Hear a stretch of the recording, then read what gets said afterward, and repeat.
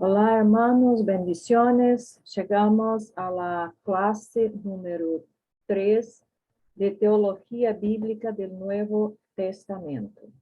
Y el tema que vamos a desarrollar hoy día es el tema central del Nuevo Testamento, que es el reino de Dios.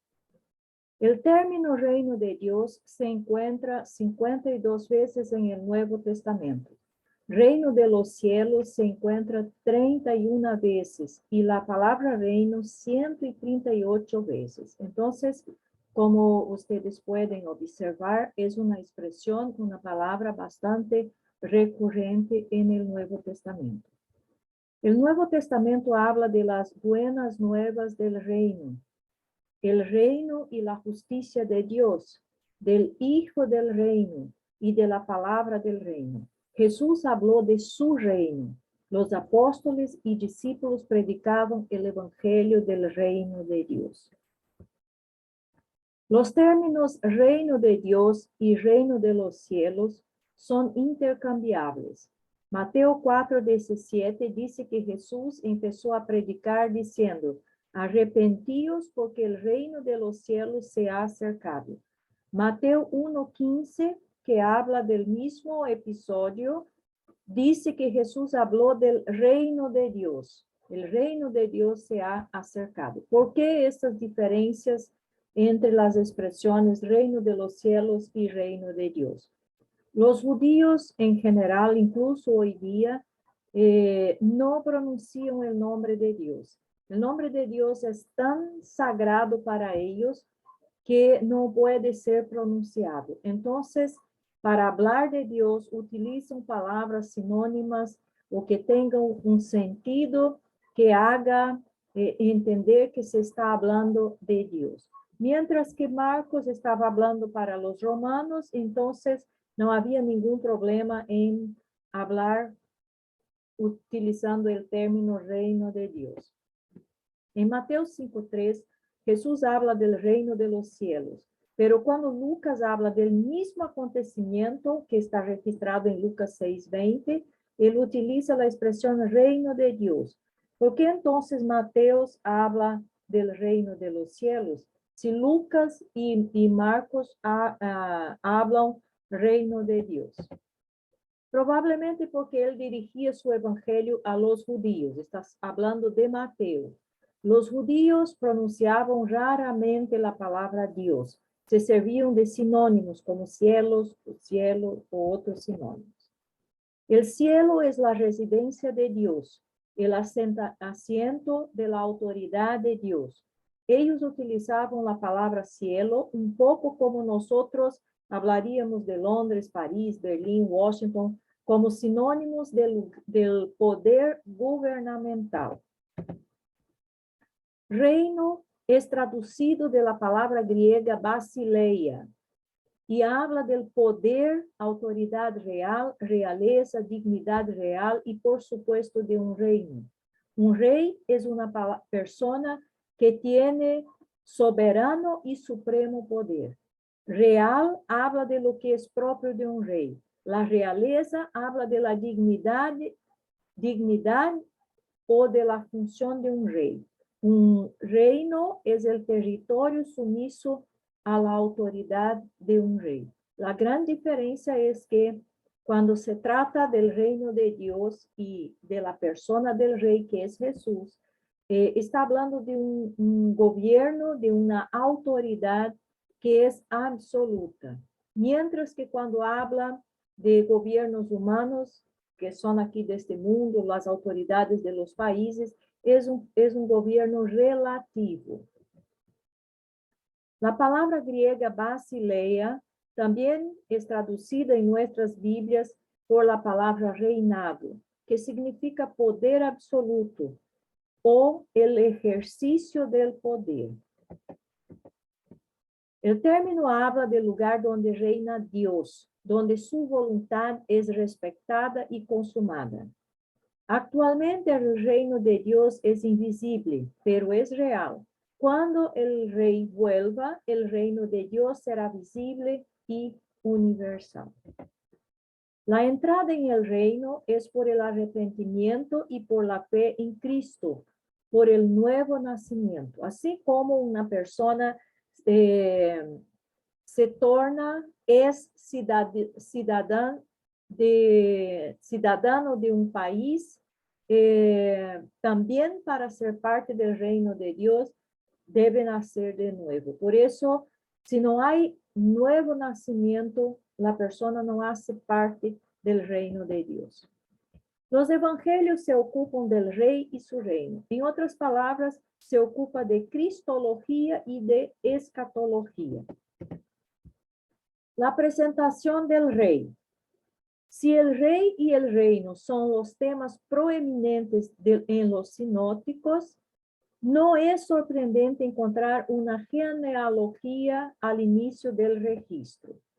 Su propósito es destacar a Jesús como el hijo de David y por lo tanto el rey de Israel.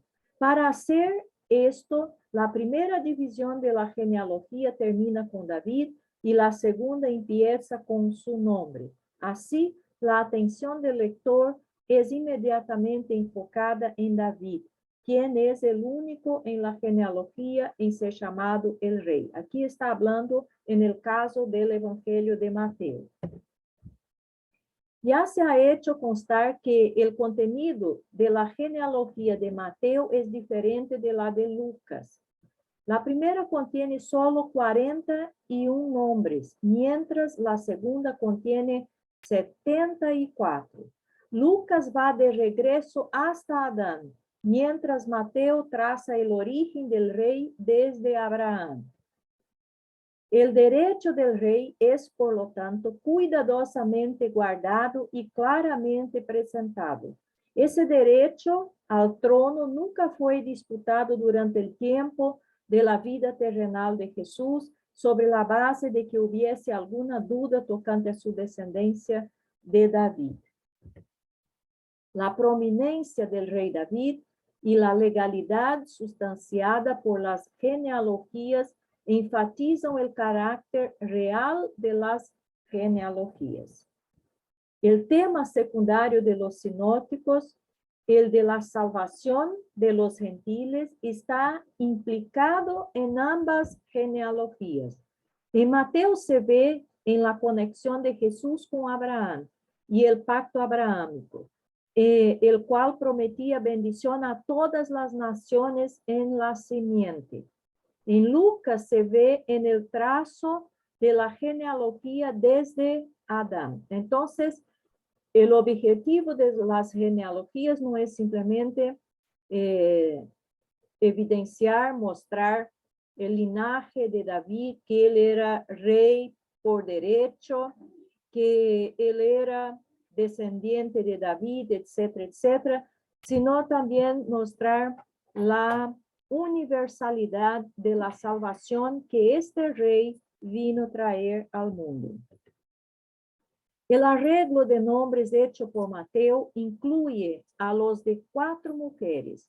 2 de ellas eran gentiles, Rahab y Ruth, siendo una moabita, fue maldecida expresamente, como podemos leer en Deuteronomio capítulo 3.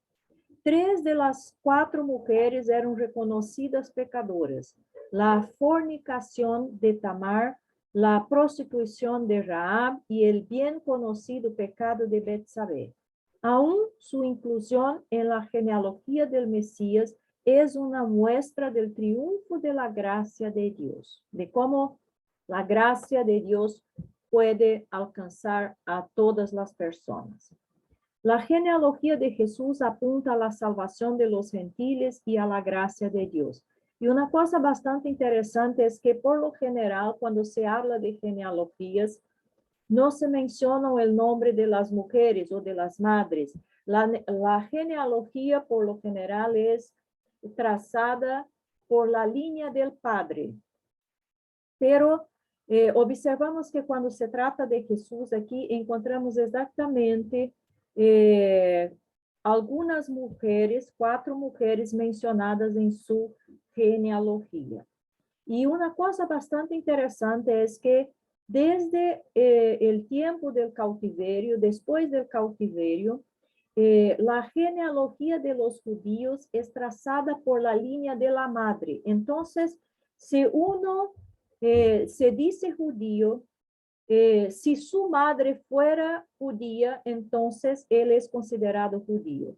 Si el padre es judío y la madre no es judía, entonces aquella persona no es considerada como judío. Es interesante esto, aunque que muchos hablen que la mujer es discriminada, que no es valorada, etcétera, etcétera. Encontramos como en la Biblia y en la historia de Israel, esto es un hecho mucho distinto, que aunque las personas no perciban esto, no perciban, este valor de la mujer está evidente también. Habiendo presentado al rey a través de su genealogía, su nacimiento y adoración por los magos, su bautismo y su tentación, y habiendo enfatizado la predicación del reino como cercano, Mateo entonces registra el Sermón del Monte.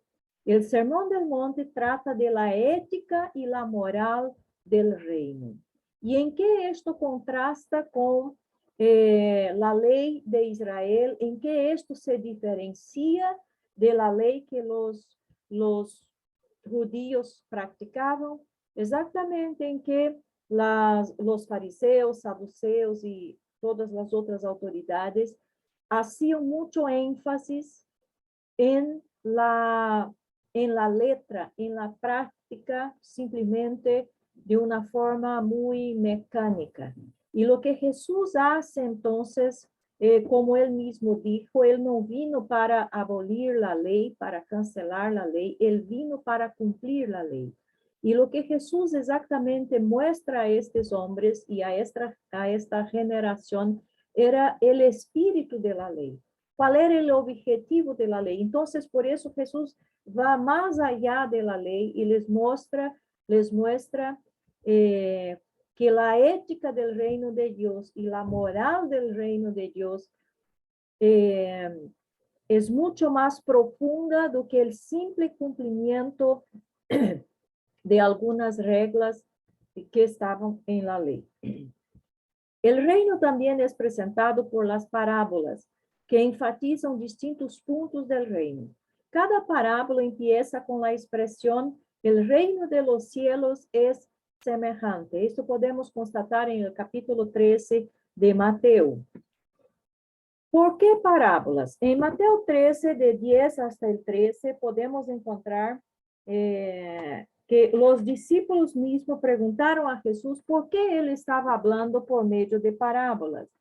Y en el versículo 10, entonces Jesús contesta. Versículo 10 dice, entonces acercándose los discípulos, le dijeron, ¿por qué les hablas por parábolas? Él respondiendo les dijo, porque a vosotros os es dado saber los misterios del reino de los cielos, mas a ellos no les es dado, porque a cualquiera que tiene se le dará y tendrá más, pero el que no tiene, aún lo que tiene le será quitado. Por eso les hablo por parábolas, porque viendo no ven y oyendo no oyen ni entienden.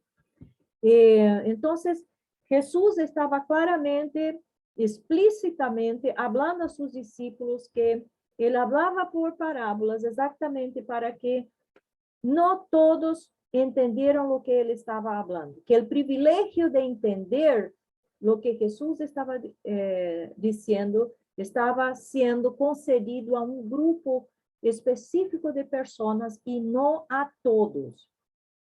Y aquí, obviamente, él estaba también tratando de Israel. Entonces, una cosa que debemos entender, y muchas personas tienen una comprensión equivocada cuanto a esto, critican a Israel por no entender que Jesús es el Mesías, etcétera, etcétera. Todas estas cuestiones les acusan de que mataron al Mesías, incluso sufrieron persecuciones también por cristianos por cuenta de esto.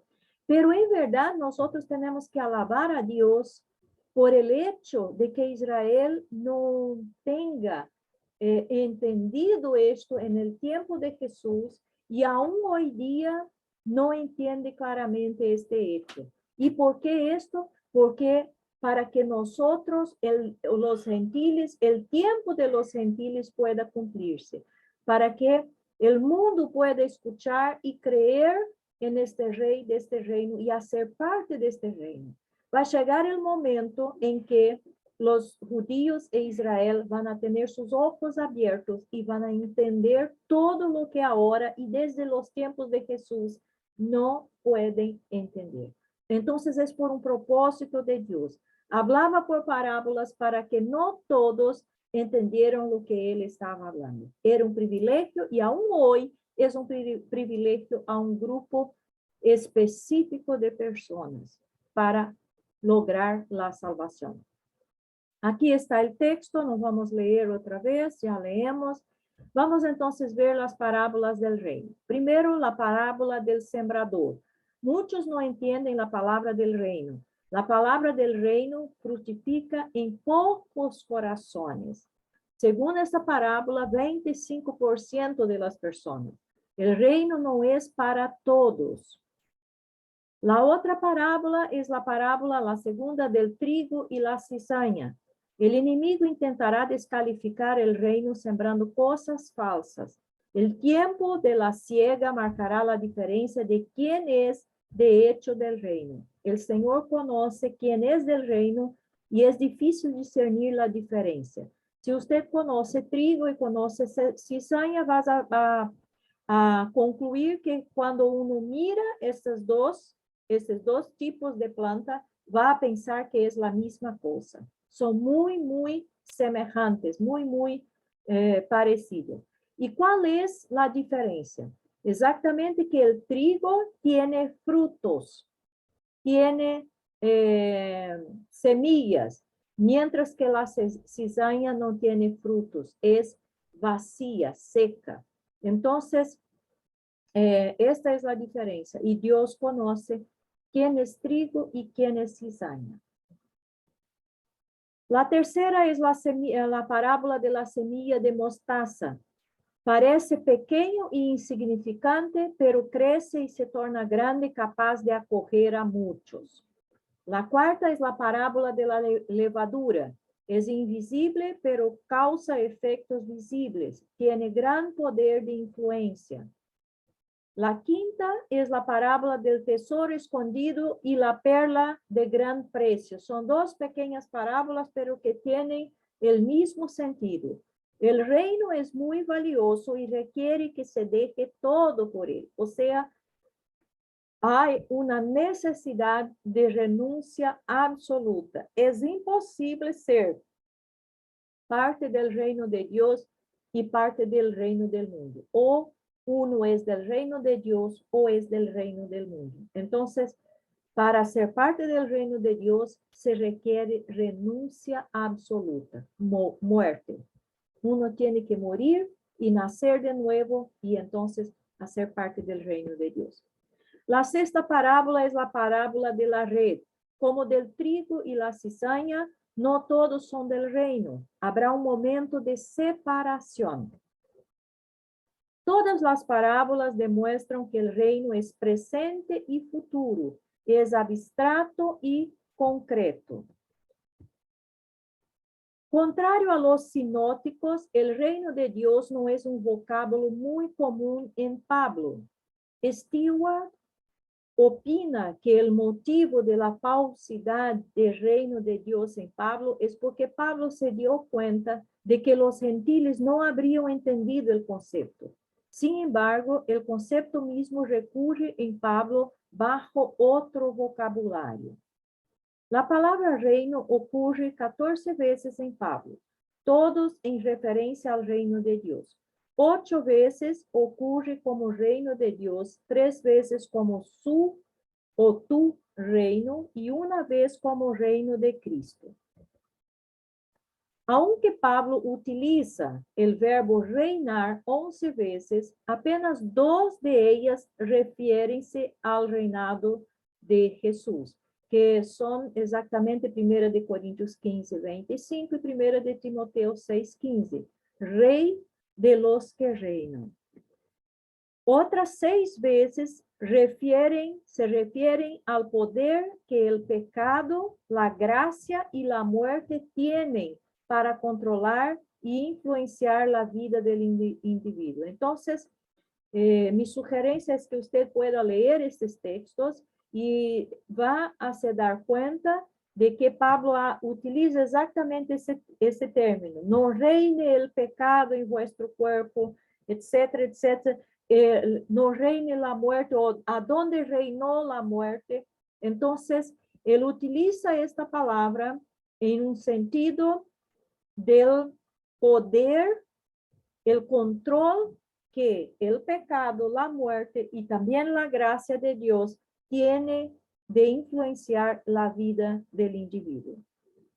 En 1 de Corintios 15, 25 hasta el 27, Pablo utiliza sujetar como sinónimo de reinar.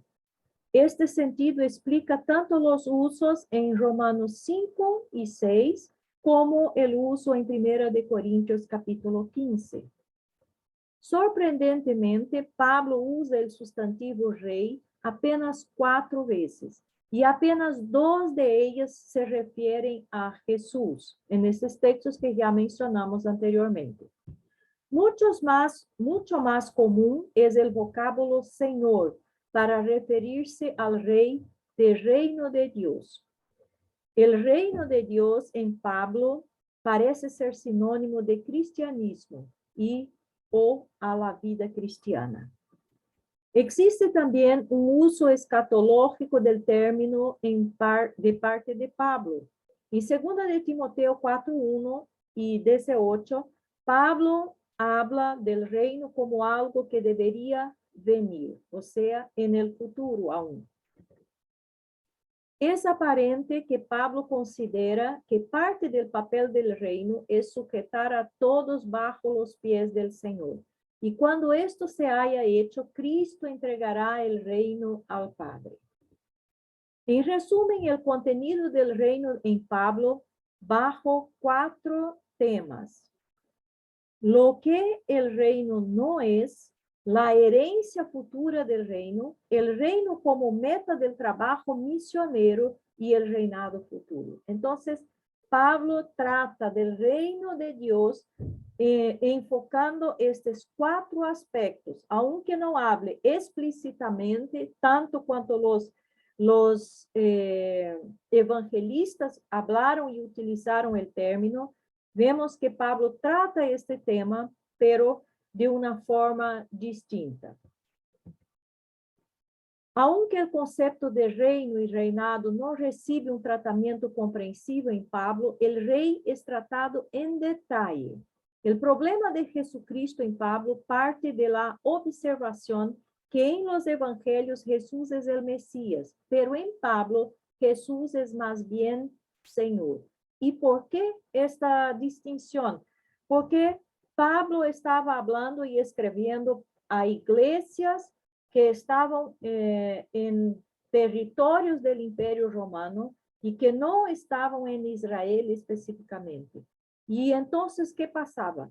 El único pueblo en el mundo que tiene la idea de un Mesías, que esperaba un Mesías y que aún hoy día espera la venida de un Mesías, es Israel. Entonces, este concepto de Mesías que los evangelistas utilizan es un concepto perfectamente comprensible para los judíos, pero no es un concepto comprensible para las otras gentes, porque nadie espera un Mesías. Entonces, no habría ningún sentido esto. Entonces, Pablo presenta a Jesús y trata a Jesús exactamente como un Señor. Y Señor era un término, una autoridad, un poder que los romanos entendían perfectamente. El significado del término Mesías es el ungido. El concepto viene del ungimiento de los líderes de Israel, el rey, el sacerdote y aún el tabernáculo. La teología mesiánica no se desarrolla mucho en el Antiguo Testamento. Habla del Mesías, habla tienen la esperanza del Mesías, presentan las características del Mesías, pero no hay, podemos decir, una teología clara, objetiva en el Antiguo Testamento, apuntando claramente, ese es el Mesías. Hay sombras, hay tipos que apuntan para el Mesías, pero no está de forma clara. Esta teología del Mesías, lo que el Mesías va a hacer en su totalidad. Pero la teología de la edad mesiánica sí se desarrolla en el Antiguo Testamento. Pasajes que mencionan la esperanza mesiánica son Ezequiel 34, 37 y 38, Jeremías 31 y 34, el profeta Ageo, el profeta Zacarías y el profeta Malaquías. Ahí la edad mesiánica es un tiempo en que Dios restaura su pacto con Israel. Entonces, no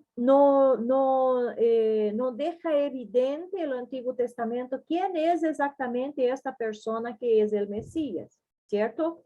Pero habla sí y desarrolla cómo va a ser este reinado del Mesías, este tiempo en que el Mesías va a reinar. Y esto va a se dar exactamente en el periodo del milenio, cuando Jesús viene a la tierra visiblemente para todos y ahí establece su reino y va a gobernar y reinar en todo el mundo. Entonces, Israel aún está esperando este tiempo y este espacio que es la iglesia, que es este tiempo de la gracia, no fue profetizado por los profetas, no fue visto por los profetas, no fue revelado por Dios para Israel. Entonces, por eso también ellos no entienden y no reconocen que Jesús es el Mesías que estaban esperando.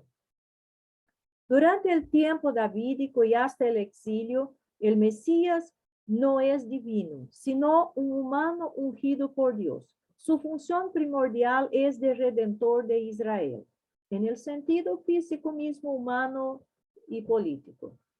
Durante el tiempo post-exílico, el Mesías empieza a ejercer una función primordialmente política y militar. Y esto podemos comprobar en Zacarías 9:9. El texto de los evangelios postulan a Jesús como Mesías, pero él mismo no lo da a conocer públicamente. Los evangelistas creían que Jesús era el Mesías. El término Mesías ocurre 18 veces en Mateo, 8 veces en Marcos, 12 veces en Lucas y 20 veces en Juan. La gran mayoría en referencia a Jesús. Jesús mismo se presentó como Mesías, pero apenas a un grupo relativamente pequeño. Sin embargo, era obvio que la gente entendía que la autoconcepción de Jesús era que era el Mesías. En resumen, Jesús tuvo conocimiento de su propia naturaleza divina y humana. El tema céntrico de la iglesia primitiva era la persona de Jesús. Reconocían que él era el centro de su teología y desde temprano se preocuparon en identificarle y definir su función como Salvador resucitado. Pablo utiliza el término Cristo más de 400 veces, bastante. El hecho que estuvo convencido de que Jesús era Mesías era evidente. ¿Y por qué? La palabra Cristo es exactamente la misma palabra que es utilizada para Mesías. Entonces, Pablo utiliza una palabra griega, porque él no estaba escribiendo a los judíos, estaba escribiendo para la iglesia y para los gentiles. Entonces, esto evidencia que aunque él no hable con el término específico Mesías, él habla del Mesías con el término Cristo. Y observen, 400 veces es bastante.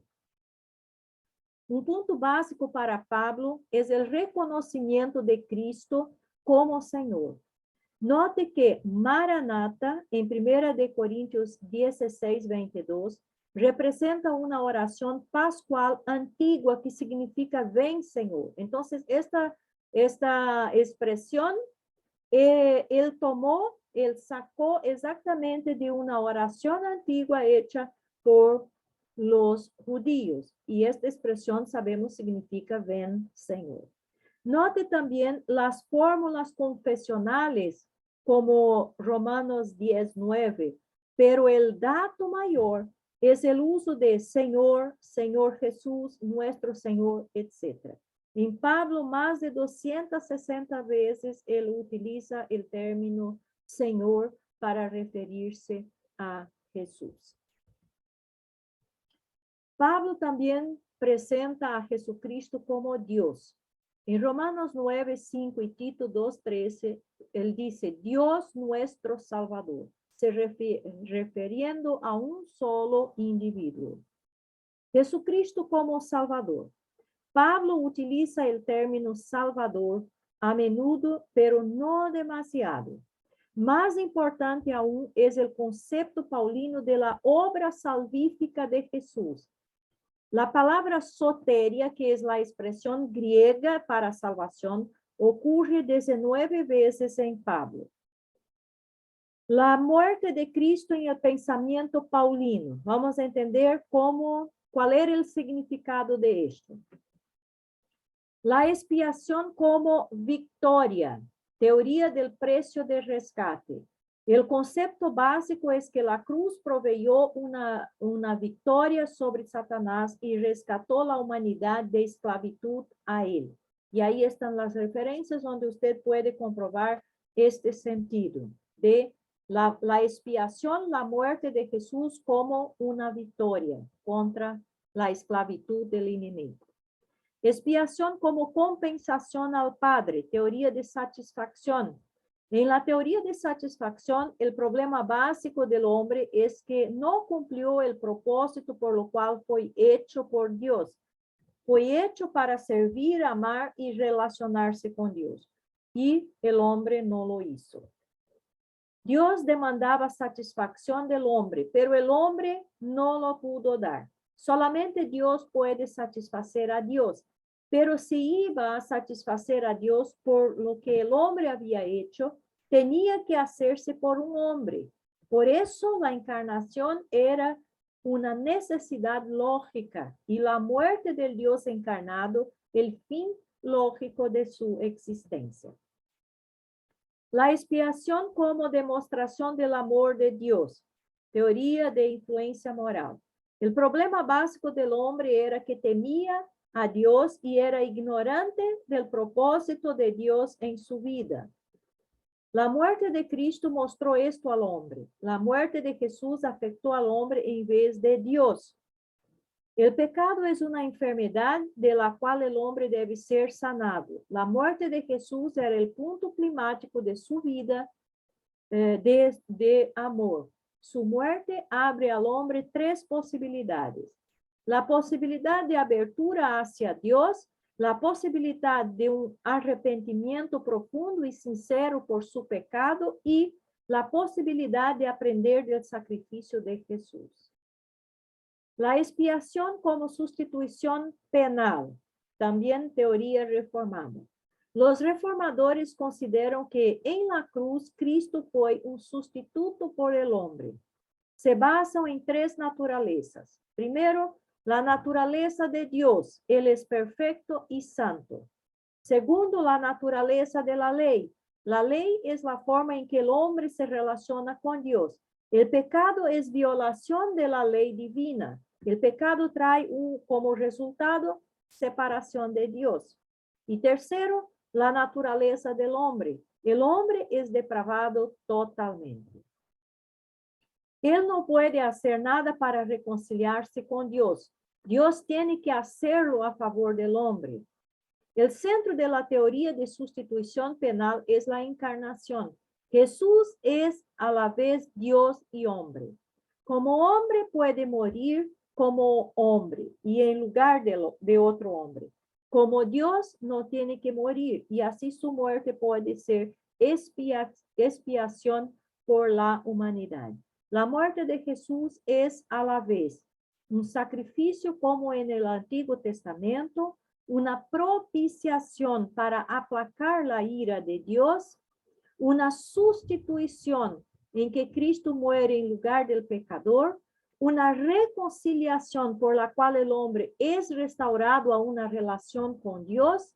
Entonces observamos que en este último aspecto, esta última teoría, todo lo anterior está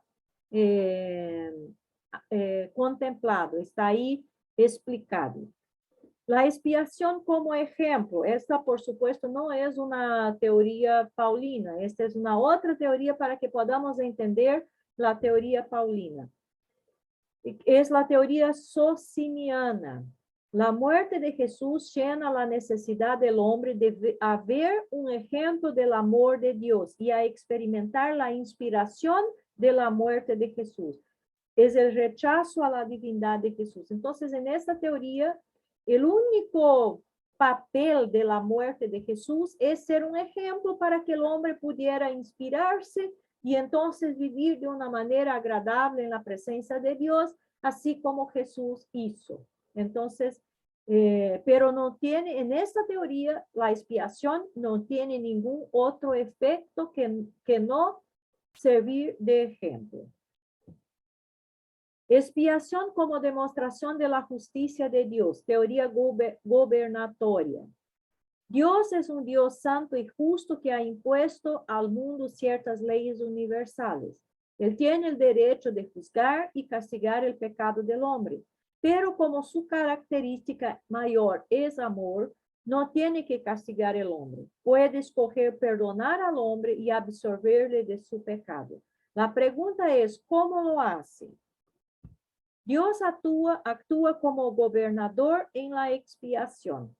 Podía haber perdonado el pecado del hombre sin pedir precio, pero hubiera desvalidado su ley. Era necesario tener una expiación que a la vez diera la base para perdón del pecado y retuviera la estructura del gobierno. La muerte de Jesús era una sustitución por el castigo que la ley pedía. La muerte de Cristo nos muestra lo que Dios pedirá de nosotros si seguimos en pecado. La muerte de Cristo no es un castigo, hace del castigo algo innecesario. Castigo no puede transferirse de uno a otro.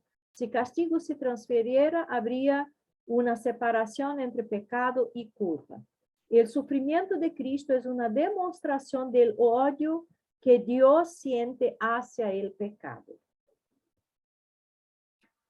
En el Antiguo Testamento, sacrificio en el Antiguo Testamento es visto como un medio por el cual el hombre se acerca a Dios.